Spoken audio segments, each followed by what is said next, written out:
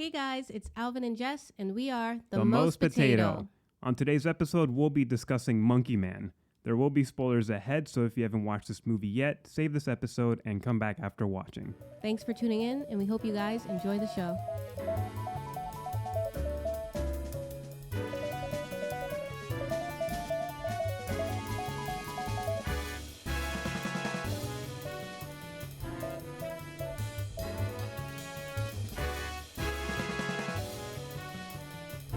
All right, ladies and gentlemen, and all genders and non-genders, welcome to The Most Potato once again. I'm very excited about this episode, and I also am excited that we survived 2024 solar eclipse. Oh yeah, that happened. We hope you guys had a good time out there, wherever you are at around the world, watching the solar eclipse safely, not raw dogging with just your eyes. There's been plenty of warnings to not look at the sun. I don't know what else to tell you. It was a miracle that Trump didn't go blind the one time he did that many years ago. Oh my god. Welcome, guys, to another episode. Today, we'll be talking Monkey Man, the directorial debut of Dev Patel. And this man has been on my mind lately. I was worried about him because he's been very quiet in the last couple of years. Wow, no one worries about me like that. I do too. I I do too, but worry I about always Dev see you Patel. right here. We live together. I don't live with Dev Patel. I don't know what he'd be up to. I guess if that's what you want to. No, it was so funny. The timing of the marketing was just like so perfect. Right when I was asking you about like, what do you think is going on with Dev Patel right now? Because when did the Green Knight come out? It was a couple of years Oh, ago, yeah. like 2, maybe 3 years ago. I think this was still during the height of the pandemic when Green Knight happened, Yeah. and that was like his last starring role that I was aware of. And one day I was just like, man, you know what I could go for right now? Just another Dev Patel movie. Where has he been at? Yeah, I feel like you're getting takeout or something. Yes. Like some fast food. British Indian dude takeout. And then lo and behold, we get surprised with this surprise ad on Instagram. Instagram's lately has been like the go-to place for me to discover movies, Yeah. which is very interesting. I don't know how to feel about that, but I'm like, as long as I can find out where the interesting movies are coming from, that's fine by me. And yeah, when we saw the trailer, it was like so out of left field. I was just like, wait, Dev Patel doing some like John Wick type shit? Like that was, I did not expect that. Not that I didn't think he could be like a leading action star. It's just he's never done anything like that before. The closest thing was the Green Knight, and that was him playing in the total opposite of a hero, which is really interesting. So now we've got like this super action-packed movie, and I've been dying to watch this. I don't know how excited you've been feeling up until the release, but I was just like, this is one of my most anticipated movies of the year. I'm good with all variants of a Wick, so if it's Wick-like, I'm into Wick-like. it. So yeah, I was excited. I mean, in all honesty, I feel like the trailer was a little bit more hyped for me than when we were watching it. Yeah. The marketing is a little misleading because it makes you think it's like this nonstop action thriller. Yeah. And it's not like that at all. Yeah. So, it but really it's for the wasn't. better. I liked what we got, but it's not what you think it is. Yeah. Yeah. So, I mean, I think the comparisons to John Wick can stop right there. It's like he fights in a tuxedo, but then that's like kind of where the similarities kind of end. Yeah, there's no Continental here or anything like that. Nothing like that. It's a much more personal movie, and I could feel the passion that Dev Patel had in this movie. Like, first of all, him directing a movie, did not expect that. So that was a very interesting thing to figure out.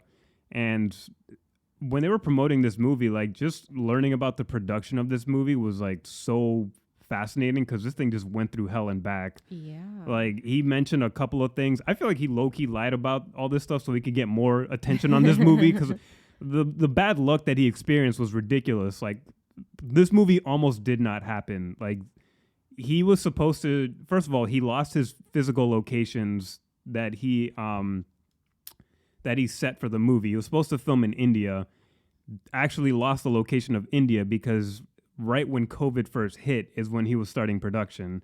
So he had to film a lot of stuff in Indonesia. I don't know if he actually got to go back to India to film any of this stuff, which is amazing. India was having a hard time at the They height still of are. the pandemic, like really Yeah. bad news. Yeah. Yeah, because they couldn't even get the vaccine.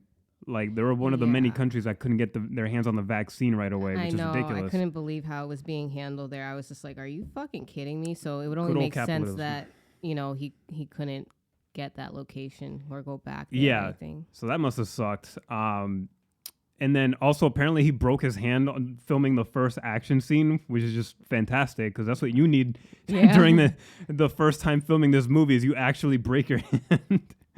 And then he also mentioned like some of his cameras had broken at one point, so some of the stuff was filmed on an actual cell phone, which is really fascinating to learn. And then on top of that, Netflix was the one footing the bill on this thing. They wanted this movie, but then they were backing out saying, oh, I don't know, like the politics is too shaky here. I don't know if Indians is going to like this. It might be too radical. So Netflix kind of like pussied out. That's surprising. I don't know, with all the shit that they greenlight, that's literally what they'll literally put anything on that fucking streaming service. It's a miracle that they're still surviving. They don't even know how to market their own shows and movies. I'm surprised because, I'm like, wouldn't they just put it out? And then if people, like, I mean, it's a movie, but, like, if it ever did need a sequel, not that I think it would, like, they just be like, yeah, we can't do that.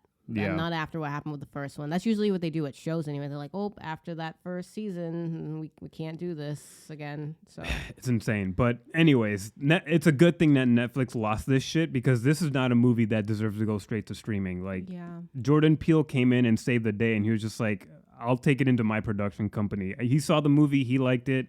He was like, this should go into theaters. And then boom, this is what we got. And I gotta say, I really like this movie. Before we get into like our thoughts on it, just a quick premise of the movie. So basically, Dev Patel plays a character who lives in a rundown town in India that is just overrun with like all kinds of crime. This dude is impoverished. Like, he literally washes dishes to survive. That's like the most money he's made so far is washing dishes at this very fancy brothel that he's trying to infiltrate because he's trying to exact vengeance on this crooked-ass, vicious cop who murdered his mother as a kid, and he wants that payback. Yeah. He wants that payback. And that's like a simple premise, but this movie's packed with like so much Indian culture and metaphors and so much heart too. Like, it's not what I expected based on the trailers because, again, they just give you the action and none of the story. Yeah. So when we got into this movie, I was really surprised with how much buildup we've had with the main character. He doesn't even have like a legal name. He goes by Kid, he goes by Bobby, or Monkey Man. Yeah. We never know his real name, which is really interesting. They never really delve into why they do that, but we can get into our theories on that later. But man, this movie was phenomenal. Like, it's not perfect. I have some flaws with it, but they're far and few in between. Like, the movie was so. This action feels like it puts you in like the scenes with this person. Like, it feels like you're in there getting punched and throwing punches. Yeah. The way that he films it, it could have easily been the stupid gimmicky like shaky cam where like people who don't know how to direct action, they just like shake the fucking camera like it's nothing. Like Snake Eyes. Don't talk about Snake Eyes. Oh my god. Fucking yeah, that was it's such nothing a like headache. Just thinking about it. Actually, let's stop talking about it because I just got a headache thinking about it. I'm getting nauseated terrible. thinking about that. Yes, it was so bad. The violence in this movie is very impactful. It's brutal. It's relentless. It feels like the level of like John Wick or any other standard action film, but the difference is the way that it's filmed. It's very just in your face. You feel like you're in the moment. And you feel like you just can't catch a break whenever the fights do happen. Yeah. So I think it's good that the fights happen far and few in between because it could easily get exhausting with how intense and brutal the action scenes are. And he films it in a way that makes it feel so like naturalistic, like you're in the fight, but you can see clearly what's going on. Like, you can see the clear choreography that the actors perform. Like, they don't try to hide anything. He hired stunt coordinators that know how to show martial arts. And the violence is just like, it's practical as well. Like, he uses some stuff here that I just didn't even think about. Like how are you using that in a fight right now? And And then just he packs it with like a lot of emotion too. Like he genuinely wants to tell a story about this person that was seriously traumatized as a kid. And it's not just about him. He also wants to shed light on other characters and other kinds of people in this rundown town who have been affected by the very rich, very elite that are just siphoning all the resources in this town. And I feel like I want to watch this movie again. It probably won't be in theaters. We'll probably wait until streaming. But I feel like I've lost a couple of things in the mix just because there was so much stuff to like pay attention to. And I think it might be a first-time director mistake because I feel like there's some stuff he could have cut and focus on other things because I feel like he wanted to cram all his ideas that he had. Yeah, because I mean, and not leave it on the what stuff like the poverty, discrimination. Yeah. Religion, spirituality, all that stuff. There was like a lot of stuff going on. Yeah, and sometimes it didn't blend all together into the story, and I was just like, I like this stuff, but some of it just felt like it was too much. It was for like the a lot time. of like mini stories. Yeah, they connected, but like I could see like a whole series at this point. Yeah, and it was like a 10-episode thing enough for it to be like, okay, like we could focus on this one thing and it's going to lead to this and that makes sense. It was just like we were getting to see like a whole bunch of like different sides to everything. Yeah. Yeah. So how did you feel about the movie? Did you like enjoy it? Were you bored? I enjoyed it. Were you grossed out by the violence? Oh yeah, some stuff was like pretty cringy, and it was mostly because I'm just like surprisingly no eye violence. Really, it was mostly hand damage. Yeah, which is really painful too. It's like bone. Well, except for when he was biting that guy's face off. Oh.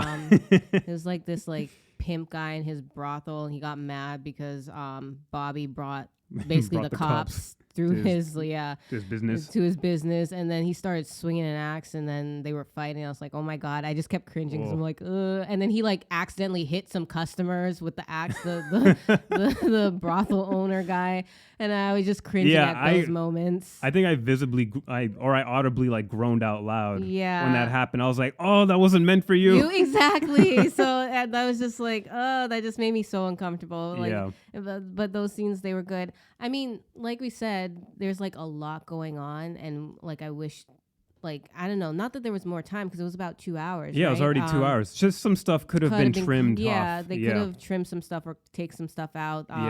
But overall, I was always interested. I was never bored. Yeah, I was never bored. My only thing is the monkey mask.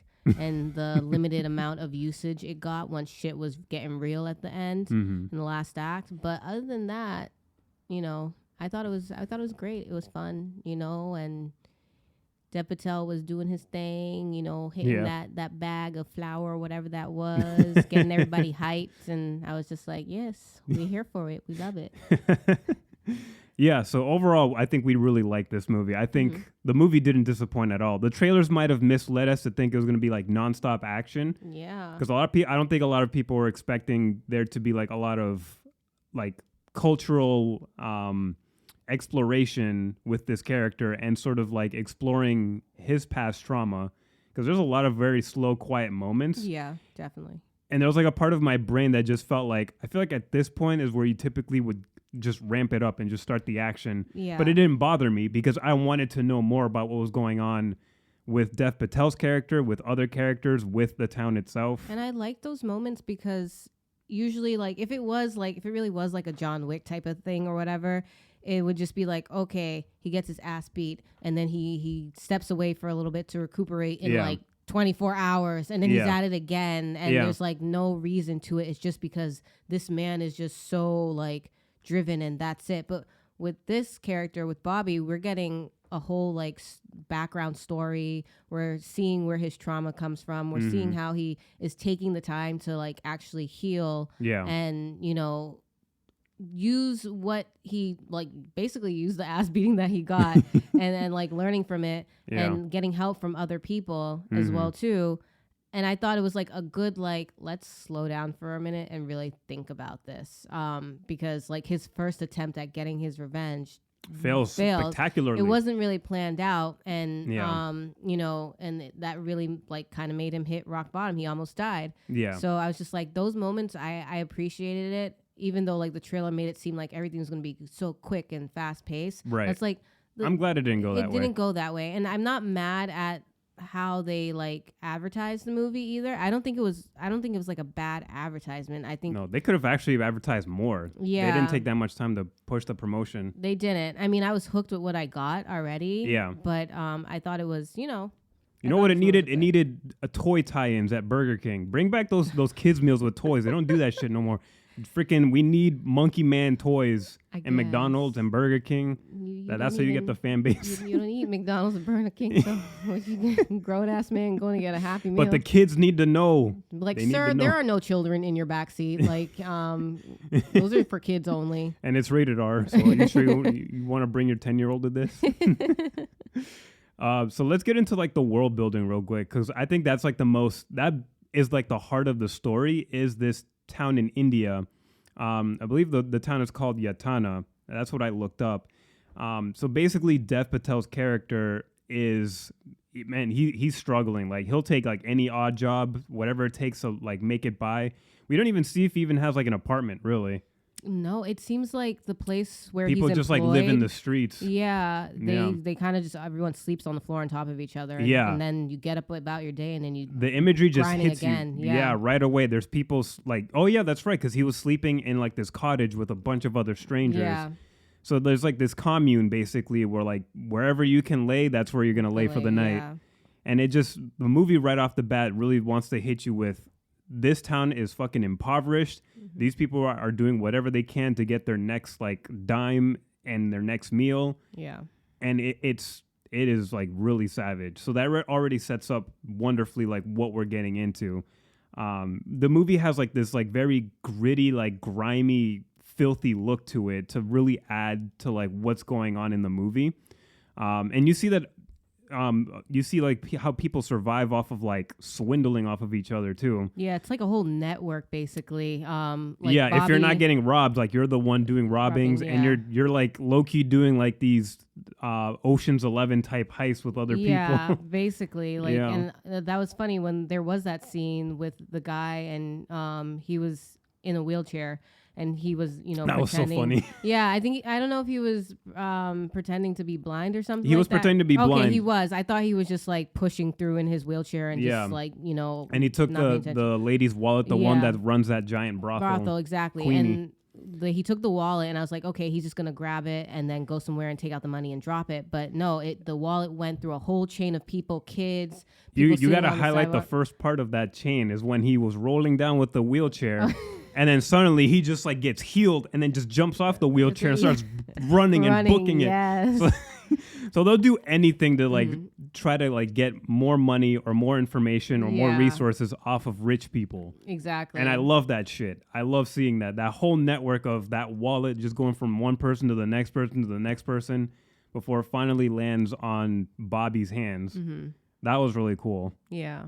And there was people doing like fucking parkour tricks just to get that wallet across. Yeah. You got little kids being informants and messengers and carriers. Yeah. Like nobody's safe from this. You got children all the way to adults doing this stuff just so that they can make it through the day. Yeah. And I don't blame any single one of them, because it's like, look at the conditions they're living in. It's crazy. So then the characters are just like surviving off of staged boxing fights too. So Dev Patel's character plays the character of the Monkey Man in a boxing sort of business, and he's basically paid to just lose the fights. It's like wrestling basically, is when they determine who's gonna win for the week, who's gonna lose. Except this man is never scheduled to win. They always schedule him to like freaking lose the fight. Which I guess is kind of poetic, because that's kind of what he's going through right now in life, is he's just losing. So then that also explains why he's experienced in like physical combat as well, because it'd be random if he was just like a random homeless dude with no training just going ham on people. So I like that they established that as not only a way of him surviving, but also as a reason for why he's actually able to throw hands. Like, that gives a good explanation for that. And then what else? I think that was basically it for the beginning. Because the main event that happens that kicks off the movie is getting that wallet from this rich lady named Queenie, who runs this giant super facility of like a brothel where like the richest people come to just like basically have sex with whatever sex workers they have, do like all the crazy drugs. Yeah. So I like how they first set up how he's going to infiltrate the place. So he basically gets the wallet. He's able to hand it off to that woman and then is able to land a job there because of that. Yeah, he returns it, says that he'll do anything. He shows her the scars on his hand, and he's like, I'll do all the work that no one wants to do. And so she hires him. He gets in there. Basically, for some time, he's basically looking around to see, like, what information he can get. And the thing is that no weapons are allowed in there. Oh, yeah. They have like the metal detectors. Some people are able to get them through, depending probably on, you know, their status and connections or whatever. Because we found out later that there are people that manage to get weapons in through the door. But he was trying to basically for a while trying to figure out how he can bring a gun into this establishment. And that was basically why he was working there, because he knows that the corrupt cop that killed his mom, he eventually shows up there. Yeah. So then that's what sets the whole plan in motion. That's what's driving him. That's the whole reason why the whole wallet was stolen, all that stuff like that. So. Yeah. Yeah, that's a key thing to definitely focus on, is the whole reason why he's trying to infiltrate this place is because he knows that cop is there. Yeah. And it's every time that they are near each other, it's like this very tense like feeling that you get, because you see it in Dev Patel's freaking acting, man. He acts with his eyes really well. Like every time he makes eye contact with that man, like he just goes like feral. His eyes are like so wide. And you can see, like, it's not just anger. There's also, like, anguish and pain and, like, sadness and anxiety. Like, so many things happening just with, like, the look of his eyes. Yeah. And I really appreciate that. Like, I feel like it's really hard to convey so many emotions with just, like, the look on your face. Like, it reminds me of the time when, at the end of Catching Fire, when Katniss finds out that, like, what is it, that Peter got captured or some shit. She has, like, all these changes in her face at the end of the movie, and you can tell what she's feeling. That's how Dev Patel also like communicates with his face. It's like that shit's hard to do. I get jealous. Sometimes I wish I was an actor that can do that shit. So yeah, and then he also makes a connection with Alfonso, the little basically he's kind of a gangster because he's in on this business. And he basically makes a connection with him as well so that he can get promoted at work, so that he can keep getting closer. Yeah. So that he can get close to getting his revenge. The more he levels up with, the position, the more... Pay the bills? No. Well, yes. Technically, yes, actually. But then he also gets closer when he moves up on the floors to get closer to the man that he wants to get revenge on. And then this is kind of like where the start of the theme of community, I feel like, starts playing into this movie, because he really can't do shit on his own. Like in this movie, he always gets help with somebody else. Otherwise, he would be dead like on the first night. And I feel like a lot of American movies don't emphasize that enough. Like, for example, John Wick, even he actually gets help sometimes. But for the most part, they emphasize him getting out of situations on his own. And that's like almost every American movie. Whereas in this movie, there are several characters that bail him out of situations, and they're the reasons why he can still keep going. Yeah. And this boss is like kind of like one of those reasons. I guess he's like a direct boss, right? The Alfonso character. I guess kind of. Like I feel a like sub-boss, he's more, supervisor. Like, honestly, I feel like he's more of Queenie's bitch. No, really, he gets paid well. He gets treated well for the most part. But if she yells out an order and stuff like that, he comes running, or he goes and he does it. And he's probably paid very well to be trusted because he runs. Yeah, he runs. There's like some history with him because he's got a bit of like a limp, I think. I think he was shot in the leg at one point or something like that. He tried to run away. I don't know if it was from police or whatever. And I guess eventually they used him. I forget I don't know what the term is. I think we have one in the U.S. or whatever for, not like a mole, but, an informant? An informant. Yes, that's what I'm looking for. So basically, that's what he is to Queenie, to whoever else is like above him. So like he does have some weight. So that's why Bobby realizes like, okay, well, if I want to get from the kitchen to the serving area where they basically have the prostitutes going off with these clients, I need to get close to this guy. Yeah. And he does the whole thing where he like takes him to go see one of the fights and tells him to bet on whatever and all stuff like that. So the guy's like, okay, you have some sort of connection. You know what you're talking about. You know. So that's how Bobby gets promoted to getting closer to more information that he needs for his revenge, basically. Yeah, and I like that the movie basically emphasizes the need for community, even if it's not with people who are technically like your friends or your family. Like it could literally be like someone that you're working with that you're not really close to, really. Yeah, because or even with strangers. Is Alphonse? Alfonso, yeah. Alfonso, he clearly he comes from a background. That's how Bobby was able to like connect with him and convince him to like give him a chance and stuff like that. Yeah, because he's just like, you know what I'm talking about. Yeah, how long is Alfonso supposed to be in this role? Right. Like how long he needs more money too. He could be replaced easily. You know, anything could happen and stuff. So it's about making sure that you know where you're gonna get your next meal, where you get money for it, where you're gonna sleep, and all that stuff like that. And it's basically it's about surviving. Yeah. So he understands that. And I think a lot of those characters, like how we talked about with the wallet and that whole network, it's about surviving. It's always gonna be like, what's in it for me? I'll do it, but what's in for me? And the next person understands that. So they're not gonna be like, oh, never mind or whatever. Nothing's for free, even in poverty. So yeah, exactly. And that theme just keeps running through. And that's what makes the movie so interesting, is that it's not just this man who's trying to make it on his own. Like you need to like follow how he's gonna like make these connections that are gonna help him out. Because if you don't have any connections, like you're screwed completely. Yeah. That's even with like every normal day life. If you're out here job searching, like you have better odds of landing a decent job if you have connections. If there's somebody that you know that could somehow lead to something better. Yeah. It's much harder than like going on your own and not having anybody who has any connections. So this is like an exaggerated level of that, because we're talking about like a whole town with networks of desperate people like who have to survive by using each other to some extent.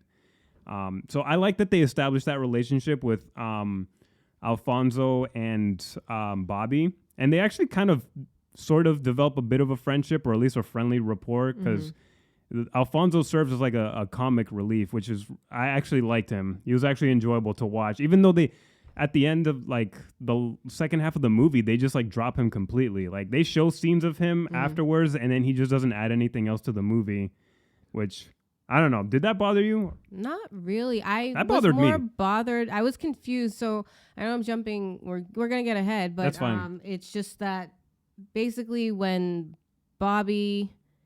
I'm gonna go back. He finds this stray dog in the alley of the kitchen that he works or whatever, and he basically is like being nice to the dog. He gets it from some food from the dumpster, but it's still good food for the dog. Food for the dog, yeah.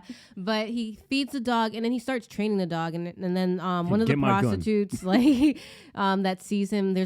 There's the prostitute, the one they make eye contact with. There's some sort of something going on there, but not really. And we don't really care. It's not necessary, but it's there. Yeah. She's like, stop feeding it, or it's just going to keep coming back. There's not enough mouths to feed. Stop giving him stuff hope. Like that, basically.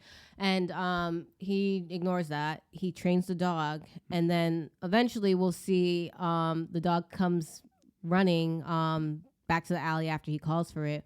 For a pivotal moment. Yeah, with a gun to get into the club. Mm-hmm. So I just thought that was like really funny, because I was just like, what's the purpose of this dog? We don't have time for this. It's connections, really even with animals. Even with animals, yes. So he gets to that point, and he's able to get a gun in. But I felt like the Alfonso character, was kind of pointless when Bobby did start to do his revenge thing. He pulls out the gun. He gets the cop that killed his mom alone in the bathroom. They're doing a whole fight scene, and there was like another guy in the bathroom as well too that we didn't account for. That completely derailed the whole thing. So that turned into like a whole entire thing. And then when he finally made it out of the building, Alfonso just shows up. He's like, "Yeah, we'll get in my car," and Bobby stole the car, and then he came with him. I was like, why are you going with him? Yeah. Like, wouldn't it make more sense for you to stay? Now you're an accomplice, and isn't your boss going to be like, what the fuck?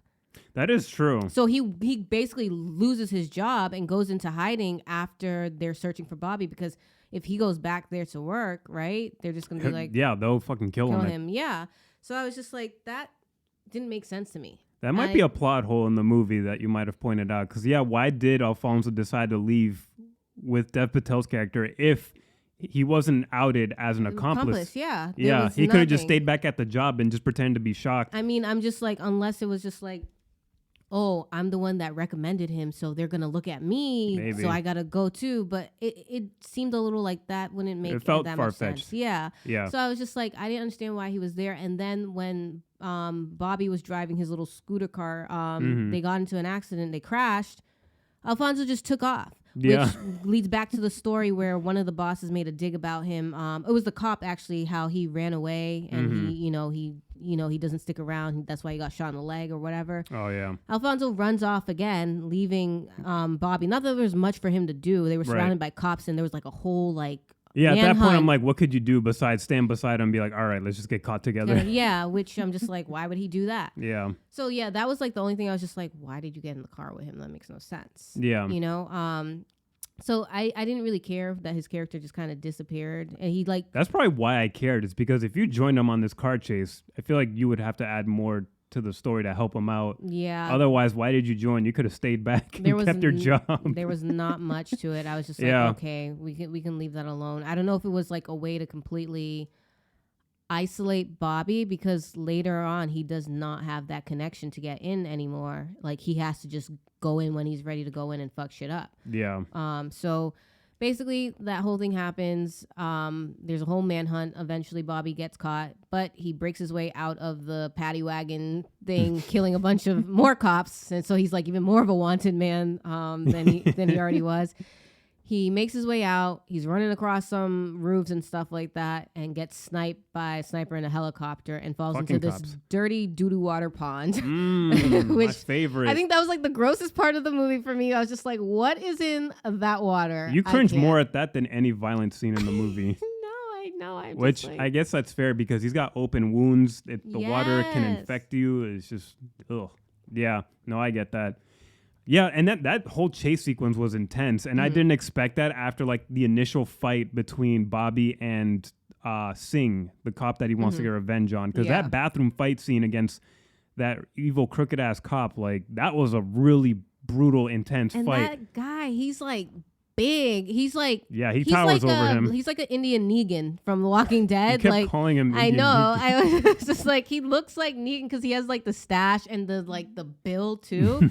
And I was just like, that's so funny. And then Dev Patel, like he got muscle and he could he's got fight, lean muscle, but he's lean. And I was just like, how? And then the random guy that was taking a shit in the stall, he ruined everything. But also, no, but this pissed me off because freaking Bobby really got distracted by a dude coming out the stall. He could have shot this man point blank at any time. And then the movie, well, they didn't have to be done. They could have did some other stuff. It could have been something else more distracting than that. I was just like, really? This is what we're going to do? There was also, it wasn't just the cop that, is the villain in this movie as well. So I'm like, there could have been more to that. We could have got rid of him, and then it could have opened up a whole can of worms and been a bigger thing. But yeah, he got distracted by someone coming out of the bathroom. Yeah. But you could just tell that with that, it was just like he was just always driven by revenge. There was no he's other blinded. Thought, he's so blinded. So the whole thing, when he bought the gun, it was just like it never felt like well thought out. Like I remember, like we were watching him. He was trying to get a connection, some secret passwords to the store, following a little kid to the next point, and then he's like, okay, I want this type of gun, and then he sold a gun, and then he's practicing shooting at a wall. But it never felt... Why are you wasting ammo? Yeah, and I'm just like, do you have money to get more ammo? Like, you're going to have to get thrown out in that ring. He'll find a way. If he can get this far, he'll find a way to get more bullets. But it never felt planned out. I was never, like, assured that this was going to work. And I don't know if that's, like, it could have worked. He should have just shot sooner. Yeah, I know. But even if he did, I mean, I guess for him it was, I don't know. He'd end up dead or arrested. That's why I was like, I don't know if, like, his whole thing, if like he's that character, is just like, as long as I get my revenge, I don't care if I die. Or that is how he was at the beginning, at the very least. Yeah, at the beginning, but I felt like maybe that was just always him to start with. And never, even in the end, I didn't feel like he was just like, now I can like go on and live my life or try to survive. It never felt like that. But when the first time he made his attempt to murder this man, it wasn't like, you know, I was like, this doesn't feel planned out. This feels shaky. You didn't think this through. I feel like there should be more to it. Like you should be doing more. Yeah. But yeah, so that happens, and then he falls in the doo-doo pond water, and scene cuts to him waking up in like a temple. Is a temple? Yeah. And then we find out that he was rescued by a transgender community that they actually hinted at briefly early in the movie, where you hear a news report where they briefly mention about the transgender community in India. So he's actually rescued by a group of transgender women. I believe there's people that identify as like a third gender. They didn't really specify. But that was a really pleasant surprise, because I think I had heard about it before going into the movie, but I was just like, I don't know if that's like a rumor or whatever, that there were transgender characters in the movie. Oh, just okay. Yeah, I wasn't there. There wasn't like any promotion of that in the movie either. So yeah, this dude gets saved by this random group of transgender women who are also like, they're like monks kind of. They like meditate, but they also like socialize. And apparently they can throw hands, because they got like a whole training area. Yeah. I was just like, all right, this is what's up. I mean, they have to. I mean, this is the obligatory like recouping and training montage that we do in every movie, in every anime series, like whatever it is. Yeah. This is the moment where he gets his moment to like be reborn, basically. Yeah. Because this dude's basically he's just coming back from the dead, essentially. And this community is basically like casted away by society. Yeah, they're rejected. Nobody they get harassed. Bobby was like worried. He's like, the cops are gonna be coming. And what was the name of the woman that Alpha? They're just like, oh yeah, they're not gonna come here looking for you. Like they don't pay us any mind. Yeah, like, you know, they dislike us so much that they don't want to come here. So like they're like in an area that like is just like not even looked at all. So I was just like, okay, that makes sense. 'Cause I'm like, won't they be like looking for this guy? I don't know how like close that doo-doo pond was that they pulled him out of, and how far they had to like pull his body to this temple and stuff. So I was just like, oh, I was like, that's interesting. So I was like, we're gonna have some downtime for him to heal. And it was plenty of downtime. Like this rest was fairly long. Exactly. Which I imagine might bother some people who are looking for like straight action, but. I love this. Every time there was downtime, I never got bored of it, because then I feel like I got more about the character and more about the story of his background and more about other pivotal characters. Yeah. And just more about the world of this town in general. Because usually, like, I feel like in action movies, it's just like, okay, our main character, he failed this time, but then he's going to take 24 hours to like work out real hard and get a bunch of guns and pull a team together and blah, blah, blah. And I'm just like, no, like. It gets, because it's stale at this point. You have to find a way to do that same trope in a more interesting way. Yeah. And then this is good too, because it gives us time to like really see, okay, like what happened in his childhood? What is this trauma that he has? Yeah. What is the purpose of this revenge? And we see little bits of flashbacks, but they don't tell you much up until this point. And he basically goes through like a Black Panther type of thing, where he gets like this weird root powder smoked into his face or blown into his face. Yeah, and he has like a hallucinatory journey. Yes, basically. And Wakanda I was just forever. Like, okay, we're going back to see like what happened exactly. And this forest village that he lived in and grew up in, you know, was basically going to be taken over. What was it by? It was basically going to be taken over. Yeah, it was going to be completely just basically gentrified, essentially. Okay. Yeah, because the police and the government, they had plans to make it a more financial area. And what was the name of the like guy who was just like, I don't know, he's like a religious like figurehead? Baba Shakti. Baba Shakti. Yeah. He was just He's just like a religious cult leader that somehow has political power too. Exactly. Yeah. And he basically, it was him. He was like on TV saying like, oh yeah, like, you know, we're doing this for like spiritual growth and for the health of the country. Yeah. All this like political bullshit that politicians always tell you, basically. So with Bobby's flashback, you see like he's living in his village. Everything's like happy. You know, they just people in a village. Yeah. And then next thing you know, there's someone shouting like, the cops are here. The cops are here. the cops are telling them to like you need to vacate this area, like you need to leave, like right and now. They're just like, what the fuck, we live. And then the mom's like, nah, bitch, wipe you your can kiss ass my that ass. shit. Oh, something like that. Something about an ass and shoving something somewhere. Yeah. And it was just like, okay, that's fine. They were just like, okay, you guys don't have to leave, and it just turned into like a massacre. And what is it? The Baba Shakti. He was like there at the scene, he witnessed and it all. Gave the okay to like. And I'm like, who are you to give the okay? Like, how does this work? But he gave the okay for them to just basically massacre these people, burn down everything. It hits way too close to home with what's going on in the world. It's just, And I was just like, this is just so, I was like, wow, it's like, this is so wild. And then we see that Bobby, when he's little, he's seeing people killed, chased, everything around him burned down. He's, witnesses his own mom get killed. Because when she told them basically they could like shove their paper or whatever that they have up their ass, the cop that kills her, he goes into their home after she has Bobby hide, and he's just like, well, what did you say? And he tries to assault her. She fights back, and then that's basically when he takes her out, sets her on fire along with the fucking house. Along with the house. And Bobby, he was upstairs, he watched the whole thing happen. So I was like, of course this guy wants his revenge. Of course he's traumatized. It all makes sense now. Yeah.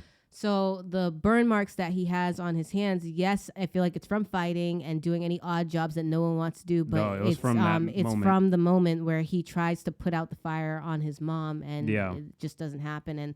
And that's what we understand is his background. That's why we know why. That is how you do a flashback. Yeah, that's why he's going after this cop, and whoever basically gave the command to do this. It turns into, it gets bigger than that, bigger than the cop. So I thought that was a really like good thing for us to get in that moment of like, okay, he failed the first time, we're slowing down, we have to get to the root cause of all this. Yeah. How are you gonna like hone all this trauma and focus it to do what you've been trying to do like your whole life? Yeah, because that's essentially what he learns, because he ends up in this temple with these I want to call them like monks. They're not really monks, but they're basically warriors. Like they lead on like more than they like to show for people. Like we find out later on that there's some badass freaking warriors. And Alpha basically takes I almost called them Bobby Monkey. Alpha takes Bobby on this journey because she basically tells him like, you need to reconnect with your roots of who you are. Yeah. Because right now you're just this angry child that's in pain, but you need to be more than that. And she mentions that this fight is no longer just yours. Your fight is also for all the people in India, because there are so many people hurting because of the same people that hurt you. So I really like that there was like this moment of somebody reaching out to him to genuinely help this person. But they also want to get their own sort of payback as well. Yeah. Because the trans community has to live in this little bubble here, because the minute somebody steps out of their gates, they get harassed. Like which happens. Somebody gets assaulted. And she's pretty like badly beaten. Yeah, and shaken. Yeah. So during that whole spiritual journey where we finally see his flashback and what makes him tick, Bobby kind of finally understands that he can still get his revenge, but it needs to be more than that. It needs to be retribution for all the people that are being harmed by the police, by this Baba Shakti, by the government in general, that's just allowing this shit to happen. So he also goes through like this training montage, which I thought was kind of refreshing. Like they also stayed a while with his whole boxing training, because there's like this really cool percussionist that basically tells a story of like a man and a woman with the two drums that she's using, and they basically imitate like kind of like an argument happening between the man and the woman with the drumming until they start playing it in a way that sounds like there's more balance, and that kind of helps Bobby with his boxing as well, like using, I think what they were trying to convey as masculine and feminine energy, like knowing when to do like how much of each energy to use, basically. Yeah, and having control. Because when he was going to start training, he was just out of control. Out of control, gonna hurt himself basically because there was no. It was too much energy he was exerting. Yeah. So I thought that was really cool. And then then you see him taking off the shirt, and then everybody's gathering around. Everybody hyped him up. I know they were hyping him, and I was hyping him, and I was just like, "That's right." It was it was a nice moment, which you can appreciate, in that him trying to, get to a better place so that way he can fight the fight that he needs to. Yeah, and then he does this really cool thing where he basically pays back the trans community after he sees that one of them got assaulted. He takes the money that they've been saving for a rainy day, which was like nothing. Yeah, basically amplifies that by putting a bet saying like, all right, we need to get people to bet on me to win because I'm going to break the rules. Mm-hmm. Like he lets the kid know, and then the kid brings all the money to the ticket master guy. I guess call him ticket master. I don't know what back at the boxing ring that Bobby still works at, and then basically bets on himself, and then he knocks out the first guy that he fights. Oh yeah, which is totally against the rules because he's supposed to lose the fight. Right. That's the job. So then he's got people betting on him to win, and then boom, like now he's making money. And then there's also like this really cool fight that I didn't expect. They Charlton Copley, the guy that runs the boxing ring, he basically brings out this freaking human titan. Yeah. That's just like, where did this guy come from? Like he's like 9 feet tall. Mm-hmm. And that fight was like extended for no reason other than it was just like, it was really cool to watch. I was just like, he moving slow. Like he's that big. Yeah. It's just like, but his hits are hard. Yes. I was nervous for Dev Patel. And they cheated too because they threw in like this giant like fucking club. mace. Yeah. I was just like, what the fuck? And I was that's freaking Negan's stick right there. Yeah, I got so nervous during that scene where the guy was swinging that barbed wire mace at freaking Bobby. I really thought he was going to eat it at one point. Yeah. Because, again, the camera work is so good. They know how to put you in the zone, in the moment. And then he ends up knocking this guy out, too. And then he has a chance to kill the guy and finish him off. And Monkey Man's just like, nah, drops the stick. Yeah. It's like, I already won. Like, this is not the fight that I'm trying to win. Mm-hmm. And I feel like it would have been too easy. Like, any other director would have just been like, yeah, just have the guy kill him. But it's like, there's no reason to kill him. Like, he's not an enemy. He's just working there. Mm-hmm.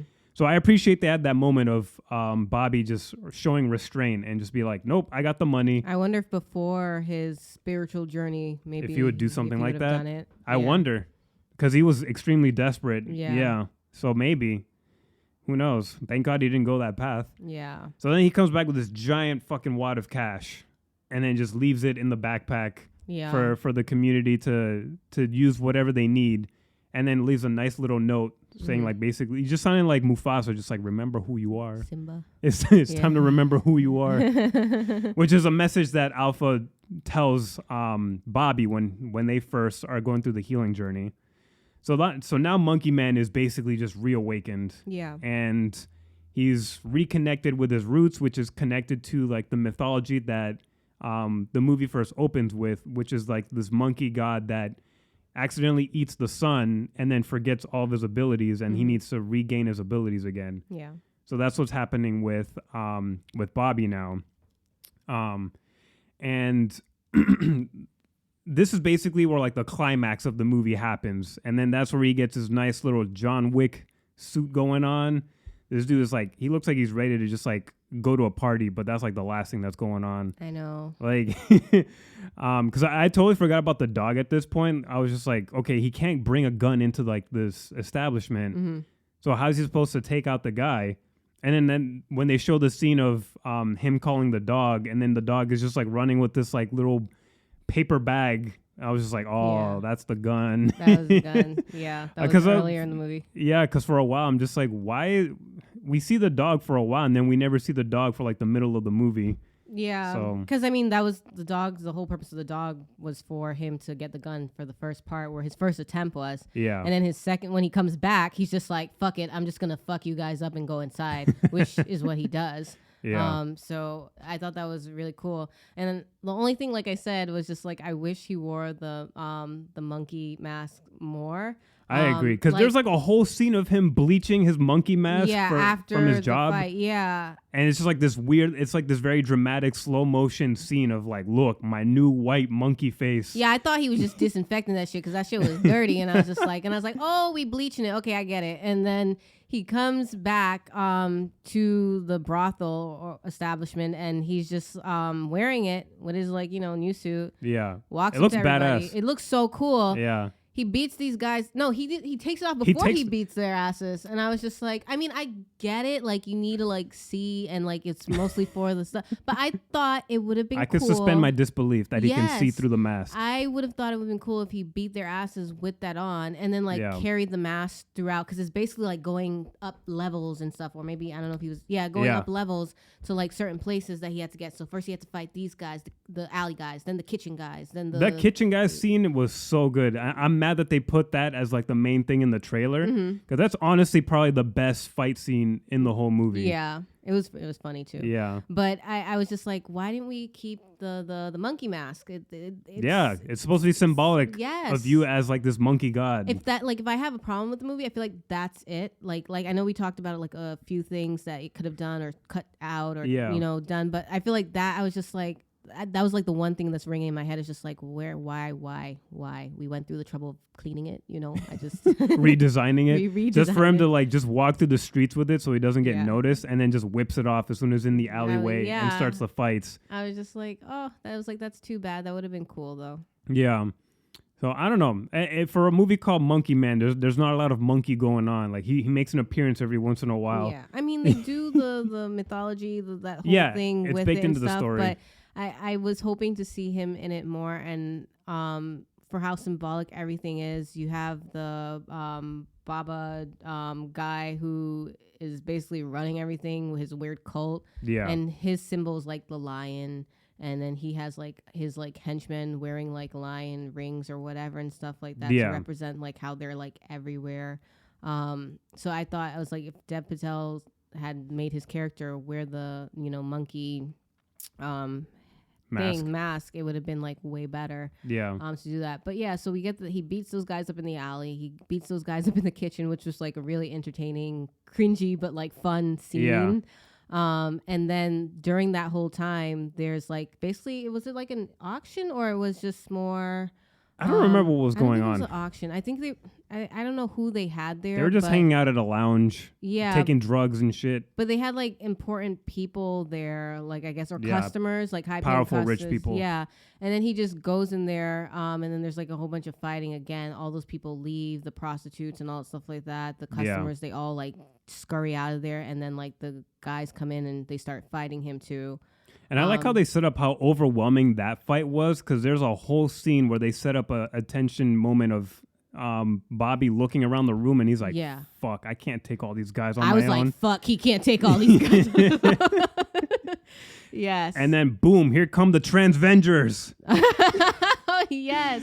So yeah, they were so cool. I love the costume, like the dresses that they were wearing, because it usually, when things like that happen, you have the main character in the middle of the room surrounded by like the bad guys, and it's just like, how are they gonna get out one by one. Then there's like the assist of people, and usually it's like these bright, vibrant, colored like assists that come in, but the dresses that they were wearing, they were like black, I think. They were just like dark colored. They're just muted colors, yeah. And then they had like but these beautiful ornaments. Yeah, and they designs. had like these designs all over them that were like silver, and then they start cool like masks. going after everything, they fight, and then you see like the dress like flowing and twisting, and I was like, oh, this looks so fucking cool.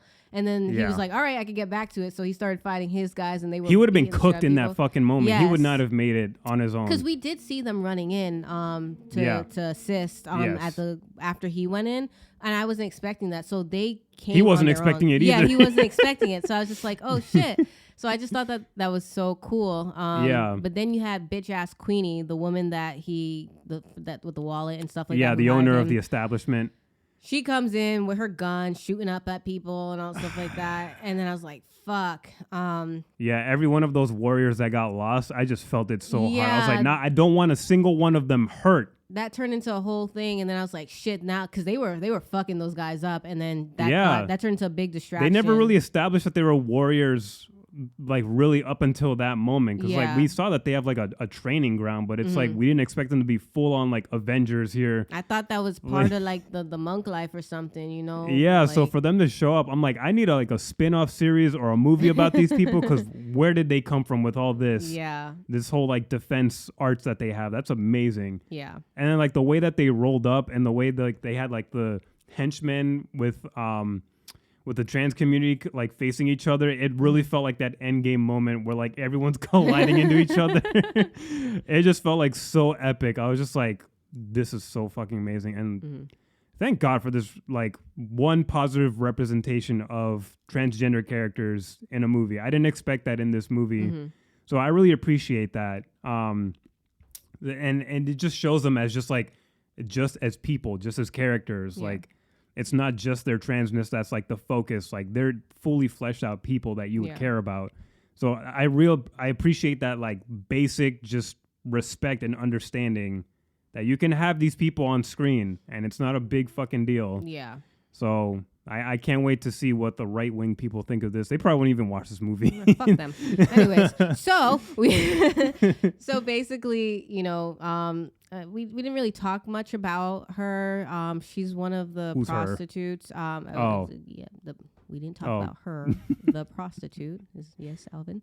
I forget what her name is. I think it was like Sita or something like that. Doesn't really matter. She's not really a character in this movie. Yeah, not really. She's not. She shows up every once in a while to have this conversation or just have these tense moments with eye contact with Bobby. Yeah. Yeah. And like that's about it.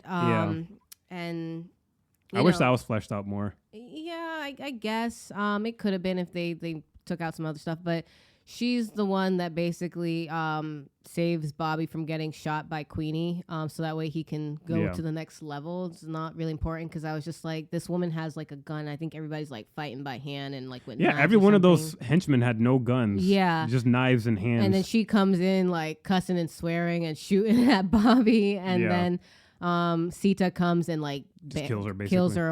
Hits her over the head with a tray or something like that, and then it's just like, okay, on to the next thing, and cuts off her thumb so that she can get access like to the rooms. Yeah, exactly. So then we get up to the next level. This is where like they do like all the like, you know, the drugs and the drinking. It's like this club type level, and that's where he finds Rana Singh, the cop that killed his mom, and then they have like this whole like rematch. Fight. Yeah, and it was really intense, and like I was like a little worried still, but I was just like, you have to win. Like you have to. We're already close to the 2-hour mark. You have no choice but to win this one. You have to win, but it was, I don't know, for me it wasn't satisfying. I'm glad you said that because I literally wrote that down in my notes. I was like, really? am I tripping, or was his revenge not that satisfying? Was that intentional for it to not feel satisfying? Because when he finally kills Rana, it's just like, it's supposed to be satisfying because he keeps bludgeoning him with his fist. Yeah. He keeps letting him get up and giving him false hope just to knock him back down. But I don't know, the way that, I think it might have been the way that it was shot. Maybe it was the way that he just killed him with punches. It just didn't feel fully gratifying. Yeah. I don't know what that's about. I mean, I support him getting revenge. I want him to kill this fucking dude. Fuck this cop. Yeah. But I was going to ask you what made you feel like so lackluster about it, because I'm still trying to piece it together myself. I don't know. Like, I feel like I would honestly have to rewatch. I think so too. But it should have been the most satisfying moment. And I was just like, okay. Yeah, I was like, yeah, okay, on to the next thing. And I think that was the thing. On to the next thing. That's the thing was why. I'm forgetting with his name. Baba Shakti. Baba Shakti. He's the next target. He's the next target because he's the one that's like, he made orchestrated this. Yeah, he made it happen. And I mean, he's gonna be gone. Spoiler: he kills Baba Shakti. Oh, you didn't know that would happen. Yeah, I mean, it could have not happened, but it happens, and it's just like there's gonna probably be another one, you know, or if there's not another one, there's some other asshole who has power who's gonna keep doing this to the poor people. You know, because there's a whole class system clearly that shows in in this movie for these people in this country, and it's just like, I felt like when he killed the cop, I was just like, okay, we got that out of the way. Like, I felt like it was gonna happen eventually. Yeah. but it didn't feel like it was just all him. It was something way bigger than that. And I think that Bobby having his like whole like spiritual journey and spending time with the keepers of that temple, and learning about them and learning from them. Yeah. I think that's what made it like, okay, I got this man, but there's still more to do. And I think that's where I was like, why don't we have the monkey mask? Because as soon as he kills the cop, he goes up to the next level where he sees Baba Shakti. And on the wall, well, Baba Shakti's like across the room soaking his fucking feet. I'm like, you're fucking loser. And on the wall is like the whole like the mythology, the battle with Monkey Man, and it's like this really like beautiful like painting on the wall, and like we see Bobby at one end of the room where he enters, and you see Monkey Man, and it's just like there's just so much chaos going on. And I was like, this is like the final scene. Yeah, this is the battle he was supposed to get to. And that's why I was just like, okay, maybe that's why it's not so satisfying that he killed the cop, because he wasn't the final step. He wasn't the final step. That wasn't it. Yeah.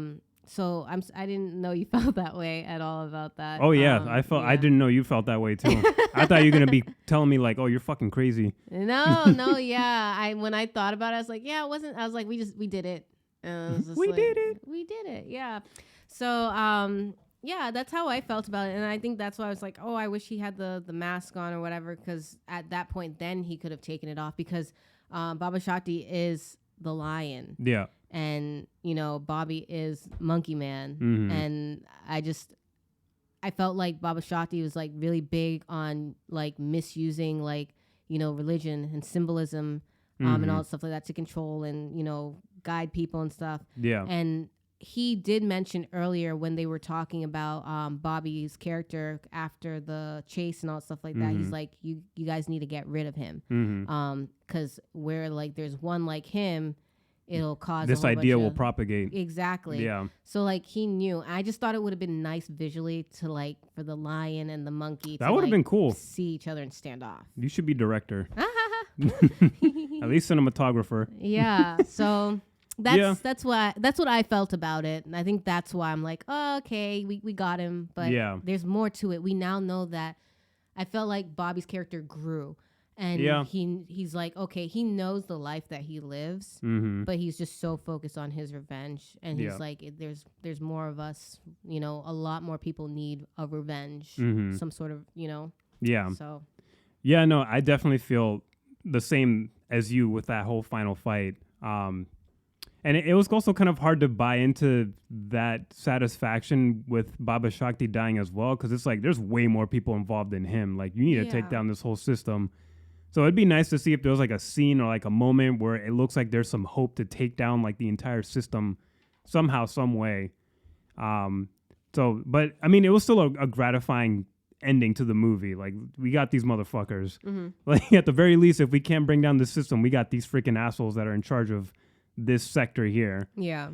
And I like that they had like the backdrop of the Diwali celebration going on. Yeah. Because I never really understood Diwali or what it was, and basically it's like the celebration of like light triumphing darkness, or like good versus evil, and also knowledge winning over ignorance. So I like that they had that as like the backdrop for this final fight, because again, Dev Patel really wanted to showcase all kinds of Indian culture, even if a lot of us aren't going to understand it. Yeah, it was beautiful to watch, and it felt like most of that stuff worked in tandem with what was going on in the scenes. So I like that little nice touch with the Diwali celebration and like the fireworks. I forgot to mention that this motherfucker Bobby just shoots up people with fireworks when he first breaks in. Yes. I'm just like, I've never seen anyone do that shit. I don't know. I thought it was a little silly because I was like, did they work? I mean, they hit people really hard. It worked somehow. Yeah. Yeah, and then basically the movie ends with him just like passing out, and I'm just like, did he die or is he passed out? I don't know, because I was gonna ask, is Monkey Man dead? I thought he better not be. I can't remember. Maybe I'm like not remembering correctly. Because he just passes out with the final shot as memories of him and his mom again. It it felt like it insinuated he was rejoining his mom again. Yeah, I was like, no, don't you fucking die. Was with the scene, the mythology of the Monkey Man, wasn't there a scene where he collapsed? Or is he? I think that's defeated? after he eats the sun. I don't know. I can't remember. So maybe that's what I'm mixing up because I'm just like, maybe he does collapse. Maybe there is an end to him because Baba Shakti stabbed him in the chest, and I'm just, with like a really big like needle. They pulled off his chancla, and I was just like, I was like, wait, what? So I'm like, he didn't get the heart, but I'm like, he punctured something. I'm like, I don't know if it's possible for him because he got him good. Yeah. And then I was like, oh fuck. I was just like, we're not gonna kill this motherfucker, are we? But he does kill him. Yeah. But then he also collapsed too. So I'm just like, he must have. I'm a doctor. He punctured a lung. The lung is filling with with blood, and he's drowning and suffocating. That's why he collapsed. And Monkey Man is dead. So I'm sorry, guys. Yeah. It's like, I don't know. I think he dies.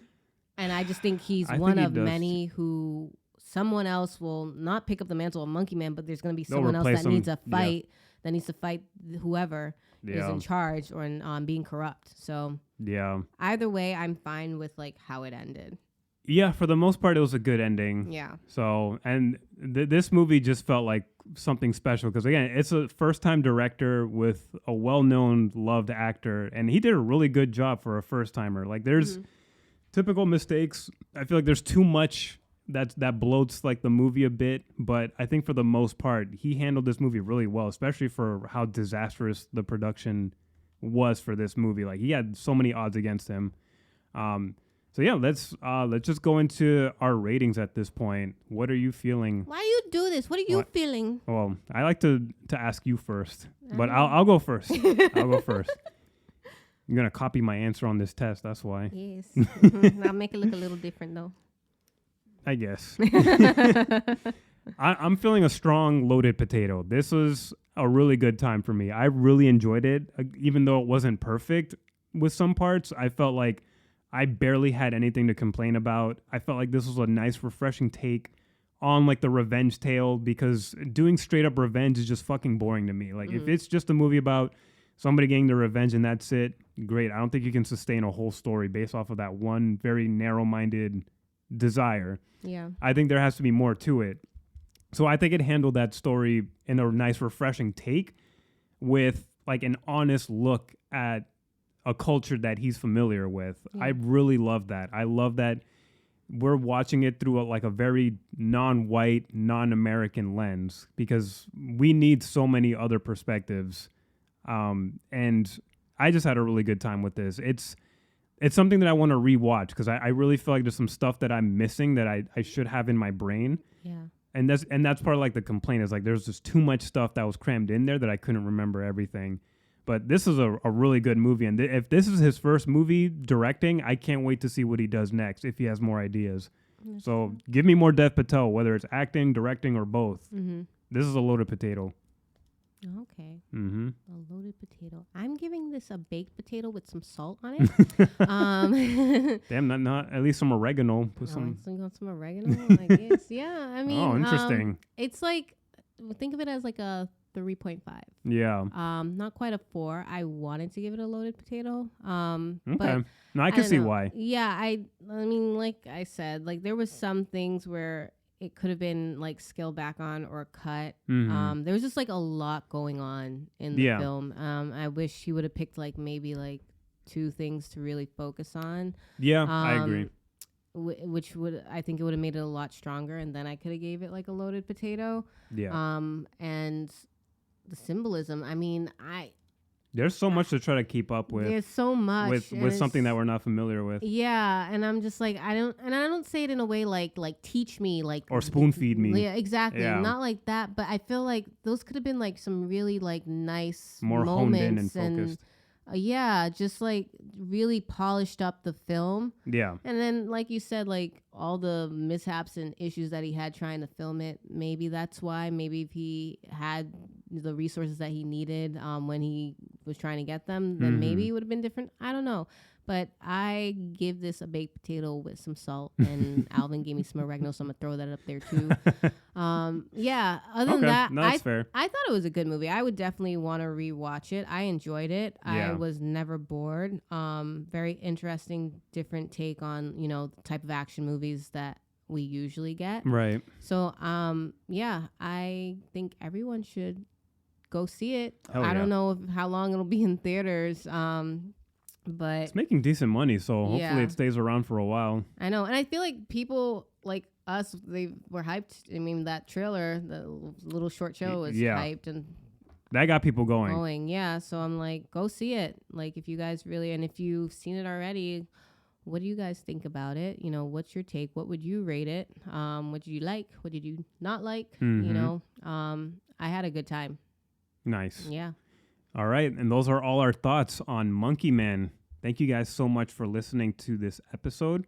We want to remind you guys to make sure to subscribe if you haven't already. Subscribe wherever you're listening from. Make sure to like and subscribe, and make sure to hit that notification bell so that you don't miss out on any new episodes that we put up. Answer our polls, damn it. Answer our questions. We want to know your thoughts. We want to know your feelings. Review the movie with us. Leave comments on YouTube if you're listening there. And yeah, we're just excited to talk more movies this year. This April's jam-packed with a bunch of shit, man. I know, I'm excited. We've got Civil War coming. We got freaking Spy Family, Code White. There's shows that are wrapping up like Shogun. We've got new shows coming back like Bridgerton and House of the Dragon. We're getting slaughtered over here. I know. So exciting. I can't wait. Yeah, we're spoiled. I can't wait. All right, guys, that'll do it for us. Thank you so much for listening, and we will see you guys on the next one. Bye. Ta-ta.